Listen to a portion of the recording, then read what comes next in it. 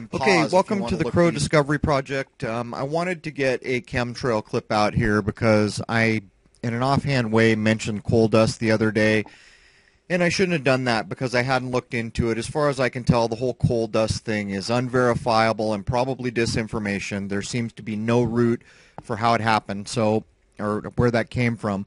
What I'm going to do here is give just verifiable facts that chemtrailing is going on, and it has been for a long time. And it's in a chronological order, and in the description of this clip, I will put a link that has all this in one document. So here we go. First up, here's a U.S. patent, and it covers a method or apparatus for altering a region in the Earth's atmosphere, ionosphere, or magnetosphere. Shows how stratospheric and tropospheric aerosols can be manipulated using electromagnetic energy in order to modify the weather. This is done through ground-based antennas like HAARP. They're called ionospheric heaters. And you can look up these things in the articles that I am showing you here. Smoking Gun, the HAARP and chemtrail connection, and Chemtrails Exposed. So what we're going to do here is hit a few of these things. Really, there's no further argument. I can demonstrate all the way up to the modern age that the Air Force is involved in this, among others. Next up, the first federally funded weather modification was in 1891 by George Deerenforth, or whatever that name is. This is a scary guy. You know, he just assaulted the atmosphere with all kinds of bad stuff, and it kind of shows the disregard people have for the quote-unquote science they're doing. And let's move to the next one. Nikola Tesla, you know, you hear so much about this man, but he was basically responsible for this patent number. And here we have the art of transmitting electrical energy through natural mediums, in which Tesla unveils how electromagnetic energy, things like HAARP, can be transmitted and received through the atmosphere. And this is probably a foundational document to the later HAARP and things like that, which is a bit ironic because not too long ago they announced in the media they were closing HAARP. Whether or not that happened, I guarantee you there are still devices like this operating. I opened with a clip in the background that shows frequency patterns in the clouds. Next up, Tesla theorized that the entire Earth might be illuminated by shooting electromagnetic energy. The altitude mentioned is 35,000 feet. This is a critical thing because I have used flight radar for so long and shot so many chem planes. I can tell you the high altitude planes start at about 35,000 feet. Some of them go just over 40. There are occasionally ones that are much higher that are not on flight radar. I have personally witnessed chemtrails endlessly every month being sprayed at this altitude. Next, the scientific era of weather modification began famously in 1946 with a trio of scientists from the General Electric Laboratories. Here's three names. The last one, Bernard Vonnegut, is in fact the brother of novelist Kurt Vonnegut.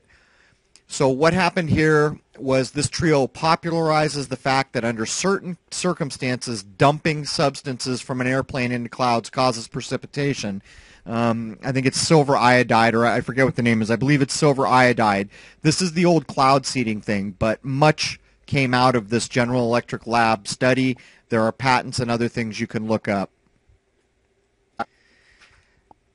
Next up, the earliest recorded instance of electricity being intentionally used to modify particles in the atmosphere can be found in 1884. The experiments of Sir Oliver Lodge made this patent, and that is a long way back. Next up. In 1958, the chief White House advisor on weather modification, Captain Howard T. Orville, said the U.S. Defense Department was studying ways to manipulate the charges of the earth and skies that affect weather by using an electronic beam to ionize or de-ionize the atmosphere in any given area. Now this one is critical. There's the patent number. Again, these are all facts. You can look them up and verify them. What this is basically about is the first mention of aluminum being used in this process. For those who are not fast asleep or refusing to educate themselves, they will understand that aluminum is the #1 chemical ingredient that is common across the lab reports that we have been witness to from those who have been trying to prove chemtrails are real. This also goes on to talk about putting junk straight into, airplanes and jet engines to dump on us. But that's only part of it. This next slide talks about the use of barium, which is the second most common element in chemtrails. And I think the third one, it's strontium or something like that. I think I've got that right. Barium and the strontium can be connected to using holograms in free space.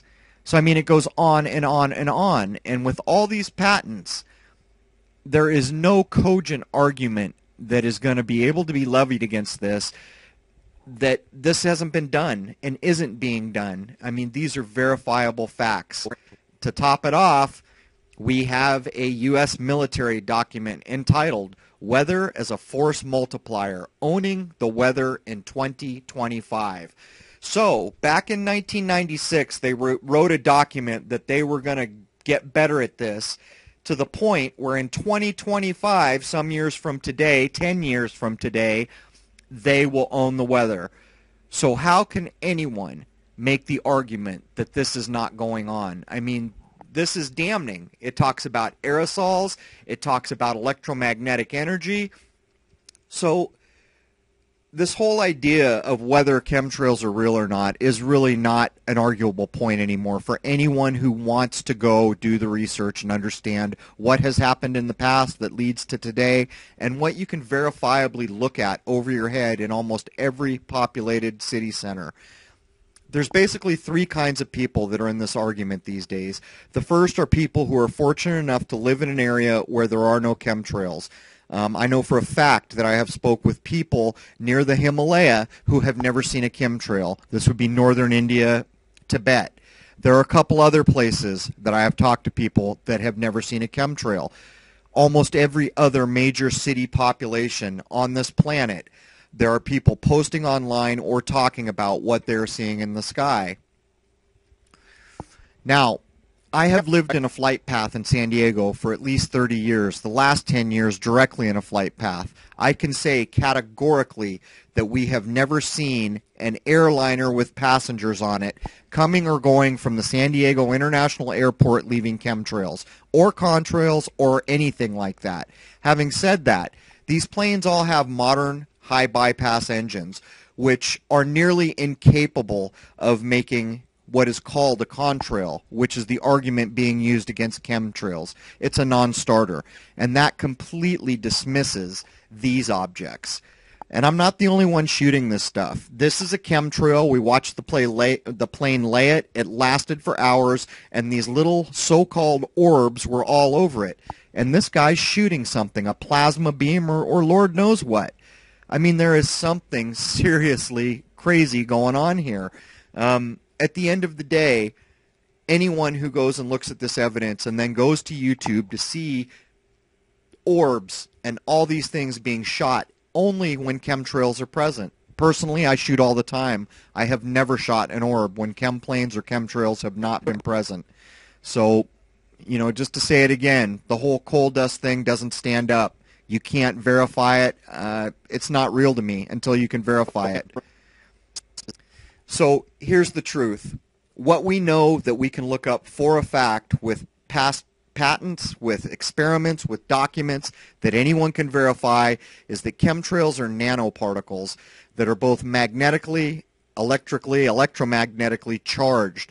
A lot of this is done at around 35,000 feet, although we know that persistent low-level chemtrails are often mixed with these, and that's generally when you see the sky close in a very short amount of time. So at the end of the day, if you're going to come to the channel and watch this footage, be careful about trying to say that chemtrails don't exist, because to me, it's a bit like saying the sky is not blue. It just simply means you have chosen to hold that position, or you have chosen not to educate yourself, and what I have given you here is a source of endless proofs that this has been going on for decades, and that it's going on right now. Anyhow, thank everybody who has come over to the Examiner and subscribed, checking out my last article, which talks exclusively about how our calendar and clocks have been manipulated by ancient Rome and the Vatican. So there it is. Cheers.